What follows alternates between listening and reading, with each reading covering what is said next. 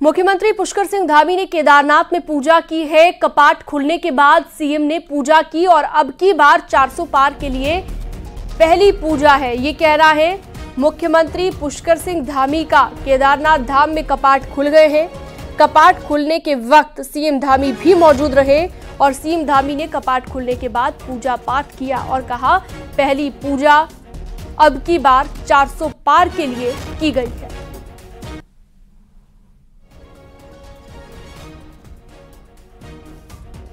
तो पूरे विधि विधान के साथ आज सुबह 7 बजे कपाट खोल दिए गए हैं। चारधाम यात्रा की इसी के साथ शुरुआत हो गई है और अगले 6 महीने तक बाबा केदार के दर्शन कर पाएंगे श्रद्धालु। कपाट खुलने के बाद सबसे पहले प्रदेश के मुख्यमंत्री पुष्कर सिंह धामी ने पूजा अर्चना की और कहा कि पहली पूजा 400 पार के लिए की गई है।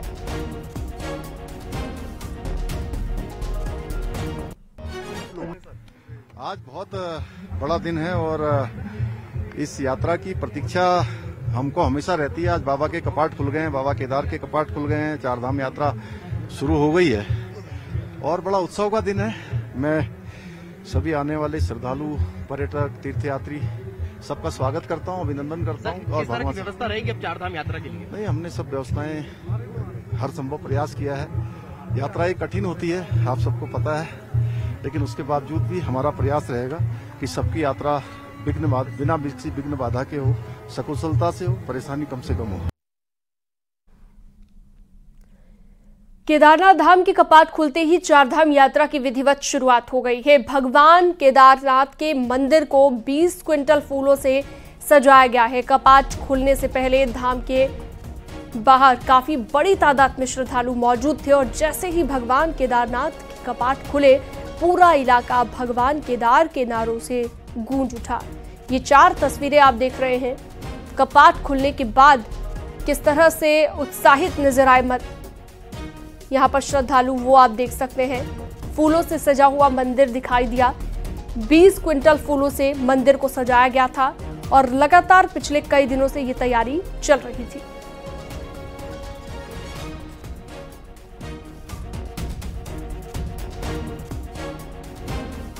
तो यात्रियों के लिए हेलीकॉप्टर की भी सुविधा है। हर रोज 1500 लोगों का रजिस्ट्रेशन होगा और इसके अलावा जो लोग पैदल रास्ते से आना चाहते हैं उनको लेकर भी पहले रजिस्ट्रेशन होगा और उसके बाद ही उन्हें आगे जाने दिया जाएगा।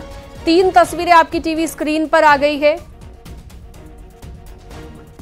केदारनाथ धाम के कपाट खुल गए हैं, चारधाम यात्रा शुरू हो गई है और तीसरी तस्वीर आप देख रहे हैं बद्रीनाथ धाम की, जहां पर 12 मई को कपाट खुलेंगे। अक्षय तृतीया पर बाबा केदार के दर्शन करने के लिए श्रद्धालुओं का सैलाब उमड़ पड़ा है। गंगोत्री और यमुनोत्री धाम के कपाट आज दोपहर तक खुल जाएंगे, तो बाबा बद्रीनाथ धाम के कपाट 12 मई को खुलेंगे। इसके साथ ही चारों धाम के कपाट खुल जाएंगे। तो अब तक 21 लाख से ज्यादा रजिस्ट्रेशन हो चुका है और लगातार ही अब रजिस्ट्रेशन लोग करवा रहे हैं। जो लोग यहां पर जाना चाहते हैं, बात अगर हेली सेवा की करें तो केदारनाथ धाम में श्रद्धालुओं पर हेलीकॉप्टर से पुष्प वर्षा की गई है। केदारनाथ धाम में बड़ी संख्या में श्रद्धालु मौजूद हैं और आज केदारनाथ धाम के कपाट खोल दिए गए हैं। सीएम धामी भी केदारनाथ में मौजूद दिखाई दिए।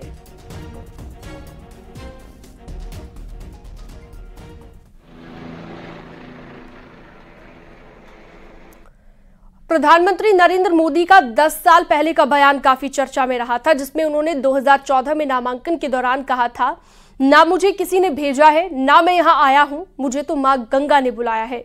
पीएम का ये बयान अब 2024 में चरितार्थ होता दिख रहा है, क्योंकि 14 मई को प्रधानमंत्री नामांकन भरेंगे और उस दिन गंगा सप्तमी का पर्व है और पुष्य नक्षत्र का अद्भुत संयोग भी बन रहा है, जो कि सफलता की गारंटी देता है। आपको रिपोर्ट दिखाते हैं कि आखिर ये दिन इतना खास क्यों है और ज्योतिषाचार्य का क्या कहना है।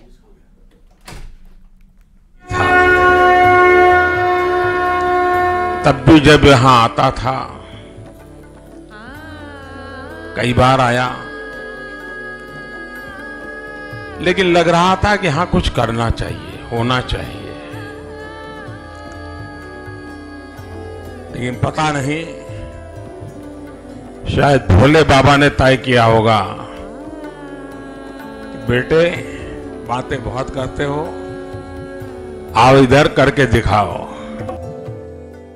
काशी के कायाकल्प का अध्याय लिखने वाले नरेंद्र मोदी एक बार फिर वाराणसी से चुनाव लड़ने जा रहे हैं।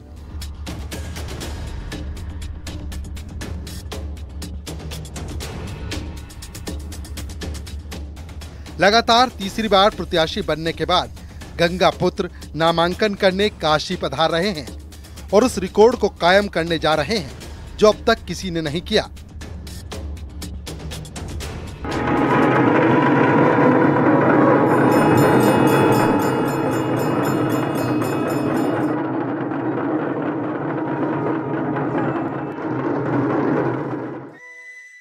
क्योंकि धर्म और अध्यात्म की नगरी काशी में पीएम मोदी के लिए वैदिक और तंत्र विधि से पूजा की जा रही है।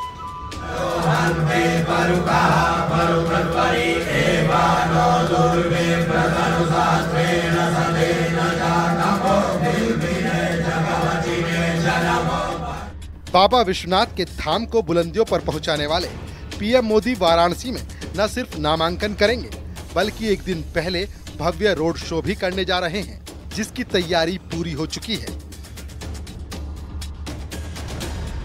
तो वहीं ज्योतिष शास्त्र के मुताबिक पीएम मोदी के नामांकन का जो दिन चुना गया है वो बेहद अहम है।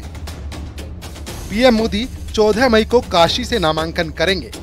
14 मई को गंगा सप्तमी है और इस दिन किसी कार्य का विशेष फल मिलता है। कहा जाता है कि पुष्य नक्षत्र का दिन राज सत्ता का अद्भुत संयोग है। पुष्य नक्षत्र में कार्य करने से सफलता मिलती है और 14 मई मोदी को राज सत्ता का भोग दिलाने की गारंटी भी देता है। तभी तो ज्योतिषाचार्य भी मान रहे हैं पीएम मोदी फिर से रिकॉर्ड कायम करने जा रहे हैं। नरेंद्र मोदी जी देश के जो यशस्वी प्रधानमंत्री हैं उनका नामांकन होने जा रहा है 14 तारीख को। दिन होगा मंगलवार, तिथि होगी सप्तमी। अगर हम तिथि, वार, नक्षत्र, योग और करण का अवलोकन करते हैं तो बहुत अच्छा एक संयोग बन रहा है, एक अच्छा मुहूर्त स्थापित हो रहा है। हम देखते हैं कि तिथि तो सप्तमी तिथि है जिसका स्वामी होता है सूर्य ग्रहों का राजा है। तो राजकीय पद के लिए वह नामांकन करने जा रहे हैं, देश का नेतृत्व करने के लिए वह नामांकन करने जा रहे हैं। तो ये वार अपने में बहुत महत्व का वार है। बीजेपी से परे अगर आम जनमानस की बात करें तो वाराणसी में मोदी के प्रशंसक अपने अपने तरीके से जीत की कामना कर रहे हैं, जिसमें अनोखा प्रचार, तंत्र, पूजा और अनुष्ठान भी शामिल हैं। कि सनातन धर्म उज्जवल हो, भारतवर्ष विश्व गुरु बने, उसे इस वर्तमान समय में एक ही व्यक्ति योग्य है जो सर्व जग जाहिर है, माननीय प्रधानमंत्री नरेंद्र मोदी जी। इनके लिए हमने विचार किया कि इनके विजय के लिए कार्य होना चाहिए।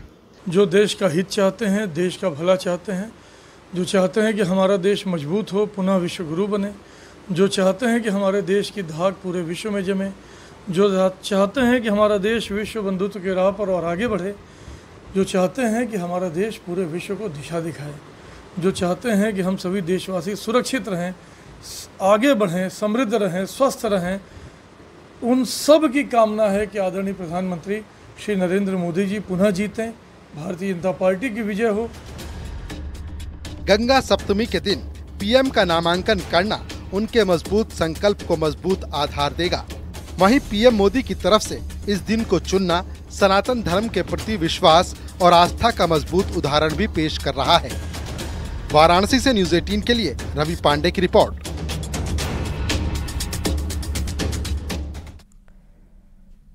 पीएम मोदी 14 मई को वाराणसी से नामांकन दाखिल करेंगे और एक दिन पहले यानी कि 13 मई को मोदी वाराणसी में रोड शो भी करेंगे, जिसके मद्देनजर वहां पर 4 दिन का ड्रोन शो चल रहा है।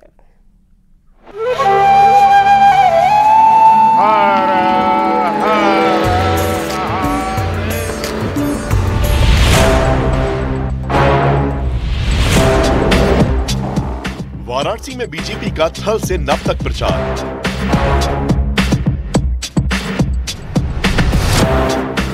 दशाश्वमेध घाट पर गंगा आरती के बाद ड्रोन शो।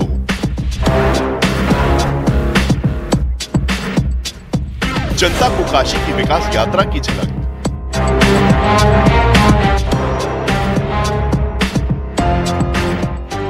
वाराणसी में मोदी के रोड शो से पहले ड्रोन शो। ये तस्वीरें मोदीमय काशी की है। पीएम का बेसब्री से इंतजार कर रहे वाराणसी की है। पीएम मोदी के रोड शो से पहले हुए ड्रोन शो की है। दशाश्वमेध घाट के गंगा पार से 1000 ड्रोन उड़े। शो के दौरान कमल का फूल, डमरू विश्वनाथ दरबार, गंगा विलास क्रूज और नमो घाट का नजारा दिखा। इस शो को देखने के लिए 88 घाटों पर करीब 2.5 लाख लोग पहुंचे। फिर एक बार मोदी सरकार का नारा यहाँ पर ड्रोन शो के जरिए बुलंद किया जा रहा है की बार 400 पार, हर हर महादेव। ऐसा नजारा मैं कभी नहीं देखा, कभी नहीं देखा। ये शो लगातार 4 दिन चलेगा। दशाश्वमेध घाट पर 4 दिन होने वाले इस ड्रोन शो के जरिए बनारस में अब तक हुए विकास कार्यों का लेखा जोखा जनता तक पहुंचाया जाएगा। साथ ही काशी की प्राचीन संस्कृति और आध्यात्मिक धरोहर को समेटे हुए काशी की विकास यात्रा की झलक भी ड्रोन शो में दिखाई गई।